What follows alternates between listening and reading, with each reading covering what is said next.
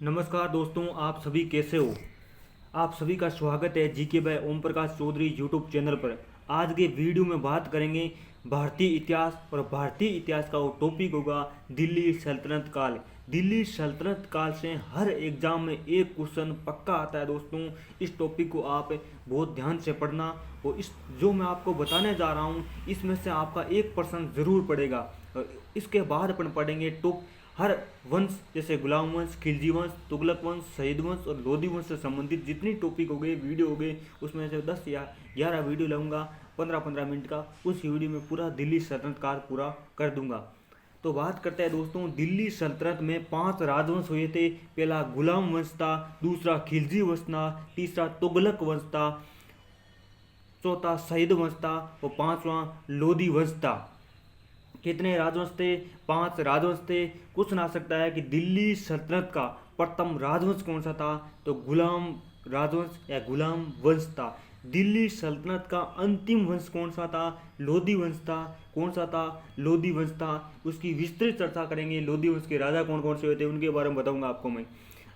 अब बात करते हैं दिल्ली सल्तनत का वे राजवंश जिसने सर्वाधिक समय तक शासन किया या राज किया, कौन सा था? तुगलक वंश था, जिसने 94 वर्ष तक दिल्ली सल्तनत का पर दिल्ली पर राज किया। और दिल्ली सल्तनत का वह राजवंश या वंश कौन सा था जिसने सबसे कम समय तक राज किया था या शासन किया था, तो कौन? खिलजी वंश था, जिसने ओनली फॉर 30 वर्ष दिल्ली पर राज किया था। ये क्वेश्चन आ सकता है। अब आ सकता है क्रम कि दिल्ली राजवंश के या दिल्ली सल्तनत काल के वंशों का सही क्रम बताइए। तो सही क्रम कौन सा होगा? जैसे मैंने आपको स्लाइड में दिख रहा होगा, यही दोस्तों सही क्रम है। पहला क्रम आएगा गुलाम वंश, दूसरा खिलजी वंश, तीसरा तुगलक वंश, चौथा शहीद वंश और पांचवा लोधी वंश। यही क्या है? क्रम है। अब बात करते हैं, क्वेश्चन आ सकता है कि दिल्ली सल्तनत के वंशों में टाइमिंग के बारे में क्वेश्चन आ सकता है कि गुलाम वंश का टाइमिंग क्या है या समय क्या है। तो 1206 से 1290 ईस्वी के मध्य गुलाम वंश ने दिल्ली पर राज किया। दूसरा खिलजी वंश, खिलजी वंश ने 1290 से 1320 तक दिल्ली पर राज किया। याद रखिएगा दोस्तों, बहुत इंपॉर्टेंट क्वेश्चन बन सकता है खिलजी वंश का। तीसरा तुगलक वंश, तुगलक ने 1320 से 1414 ईस्वी के मध्य दिल्ली पर राज किया। फिर आता है शहीद वंश, शहीद ने 1414 से 1451 के मध्य दिल्ली पर राज किया, ओनली फॉर 37 वर्ष। उसके बाद लोधी वंश आता है, 1451 से लेकर 1526 तक लोधी वंश ने दिल्ली पर राज किया। अब क्वेश्चन आ सकता है कि इनका संस्थापक और फाउंडर। गुलाम वंश का संस्थापक कुतुबुद्दीन ऐबक था, जो मोहम्मद गोरी का गुलाम था। आगे जाकर गुलाम वंश की स्थापना करता है कौन? कुतुबुद्दीन ऐबक। और कुतुबुद्दीन ऐबक कौन था? जो लाहौर को राजधानी बनाता है। कुतुबुद्दीन ऐबक हो गया। अब बात करते हैं खिलजी वंश की। खिलजी वंश का संस्थापक जलालुद्दीन खिलजी था, लेकिन इस वंश का साम्राज्य विस्तार अलाउद्दीन खिलजी करता है। कौन? खिलजी वंश।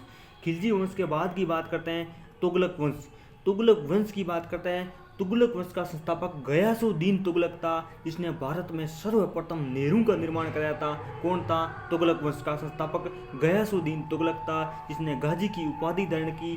तुगलक का बाद महल में मृत्यु हो जाती है और निजामुद्दीन औलिया को ये धमकी देता है। तो निजामुद्दीन औलिया इसको बोलता है कि साहब दिल्ली अभी बहुत दूर है, जब मैं दिल्ली आऊँगा तब आपसे बात करेंगे। इससे पहले इसकी मृत्यु हो जाती है। अब बात करते हैं शहीद वंश।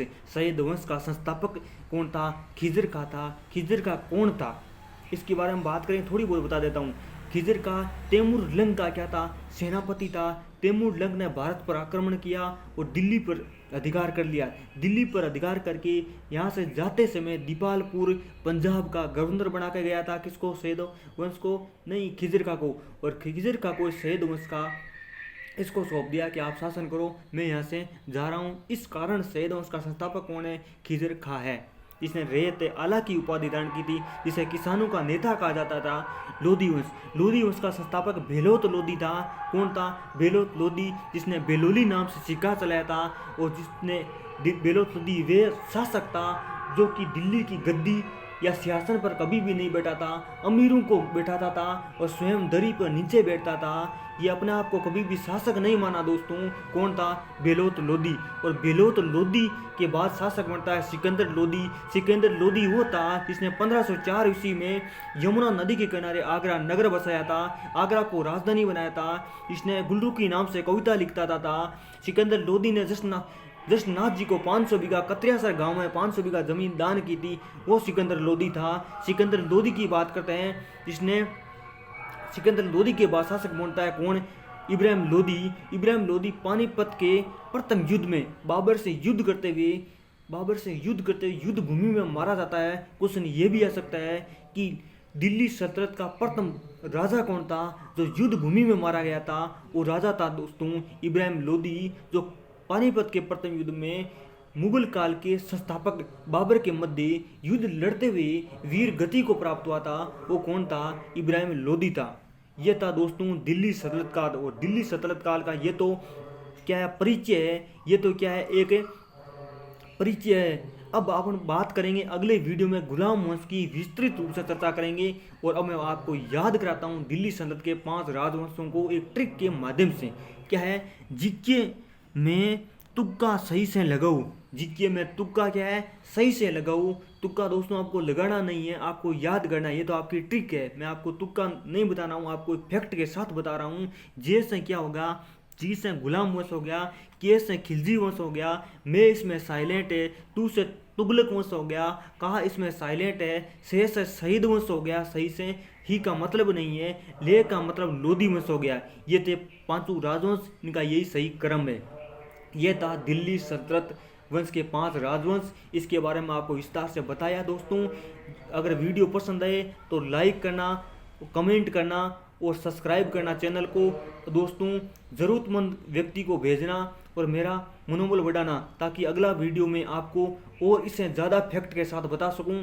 जय हिंद, जय भारत। मिलते हैं अगले वीडियो में।